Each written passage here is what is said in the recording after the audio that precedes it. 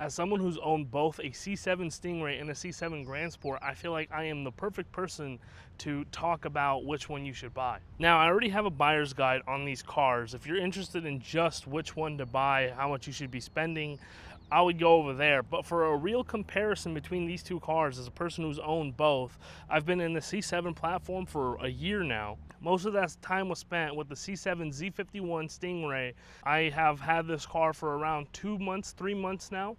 So the other vehicle I had for around 9 months. And having both these cars, they deliver very different driving experiences. Now, I took my car to the back roads last week just so I could actually experience the difference in the driving between the two cars, because realistically, they don't feel that much different. The main reason you're not going to have much of a difference is because you have the exact same engine.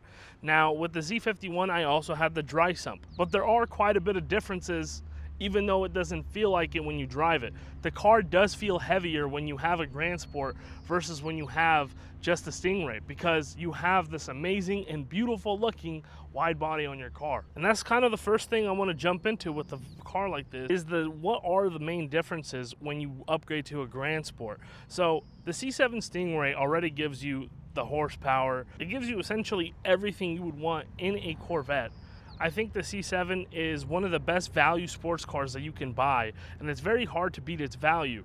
Now, the Grandsport, it sits in a little bit more of a weird spot. Even though I own one, you don't get a lot more, especially for the good deals that I've seen on C7s. There's so many good deals I've seen on C7 Stingrays that it's hard to justify paying up for a Grandsport, because these cars do hold their value pretty well, especially the manuals. If we compare spec to spec, you are looking on an average of spending over $10,000 more than you would have on a Stingray.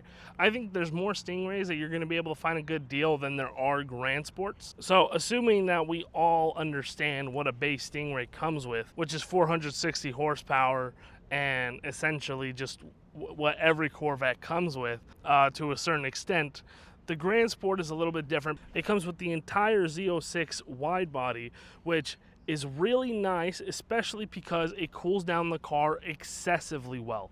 Like, this car I have had zero heating issues with, which is funny because that's where the Z06 kind of lacks, is the cooling isn't enough for it. But for the Grandsport, it's too much, actually. Like, it's actually crazy how good the cooling is.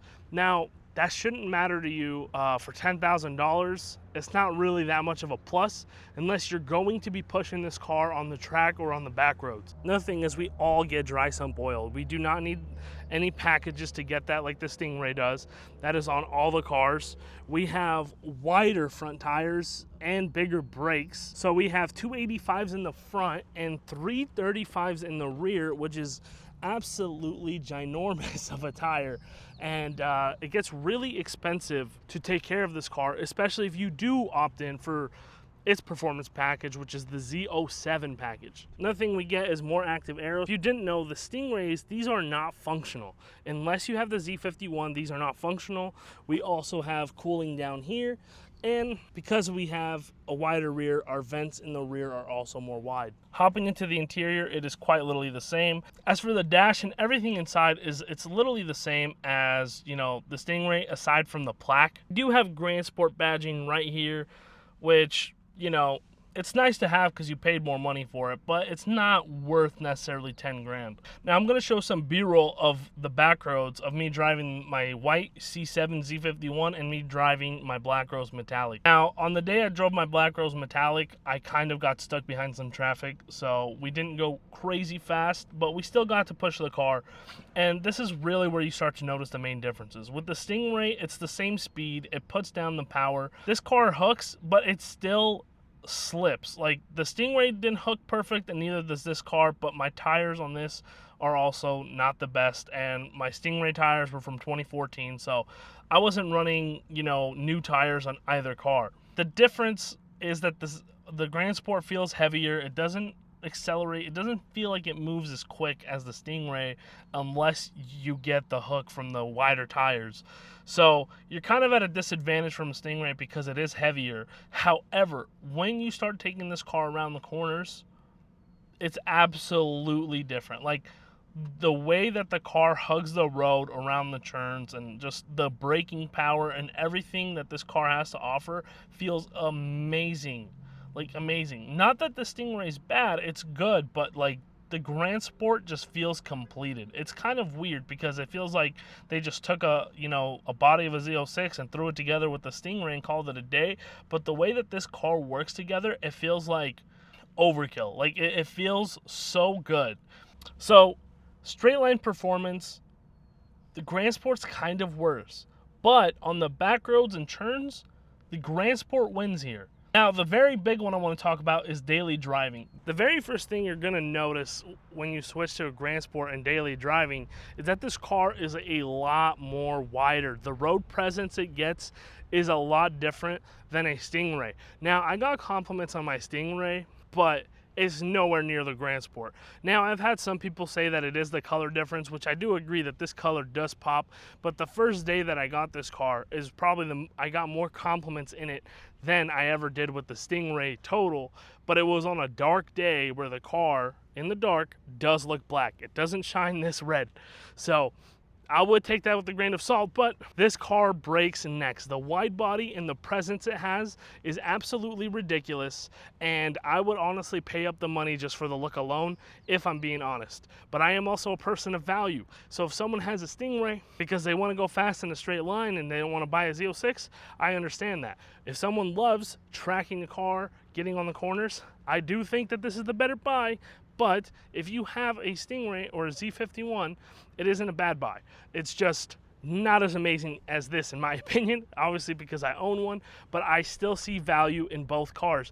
There's no reason why I wouldn't buy one or the other. I've owned both. I've enjoyed both. Do I obviously like my Grandsport more? Yes, but it's also not always the better buy. Like if someone's gonna take the car drag racing or they want to build it, I think the Stingray's better because you're spending too much money on a wide body kit, and if that was your plan, you might as well get into a Z06 because a lot of the cases when you buy a Grandsport, you could get an older Z06. The tire noise is louder on this car. But Corvettes in general, they do not have the best interior quality to keep noise out. So both cars were pretty loud inside.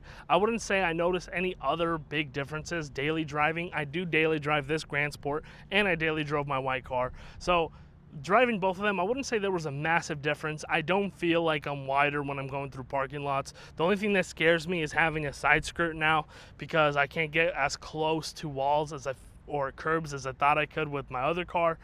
But in general, that's just because the car is wider. But I don't feel like it's given me that much of a difference in my approaches in my day-to-day. Both cars are super low. Both cars will scrape. And honestly, the daily driving, it's just about the same. But where I will knock this Grandsport down is in this next spot, which is the cost of ownership. Because the Grandsport, not only are you paying more, you're gonna be charged more in insurance, but also the tire, the brakes, it's a lot more expensive. Just the cost of the tires alone make this car a lot more expensive to maintain and own. If you have a Stingray and you upgrade to a Z51, all you have to do is pay for a little bit more oil.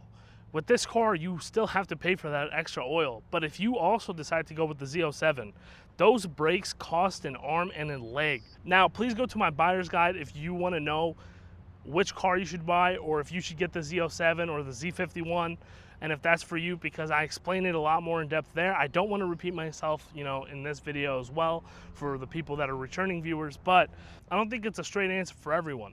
I think the better value car is the Stingray, but I feel like the better driver's car is the Grandsport. Now, if you don't care about back roads and driving experience with a car, I don't think you should get a Grandsport. And if you don't care about value and you just want the looks, you shouldn't get a Stingray. So it kind of intermixes of which one is better than which. In my own opinion, I think the Grandsport's better. It's why I bought it. I think it's an amazing driver's car. It's why I got it in a manual. And honestly, this is one of my favorite cars I've ever driven, I've ever owned, and I don't plan on getting rid of it. It is such an enjoyable experience of a car. Like, I can't put it higher on a pedestal for me personally, but I understand why people would or wouldn't get it, and I hope this kind of helps you guys decide on that too. And if you want more help with buying a vehicle, I'm gonna go ahead and put my video in the description of my buyer's guide, and it's also going to be right here if you want to buy it. Anyways, guys, I appreciate you guys for watching. Make sure to like and subscribe if you enjoyed the video, and let me know what kind of videos you want to see in the comments. I'll see you later. Toodles. Bye.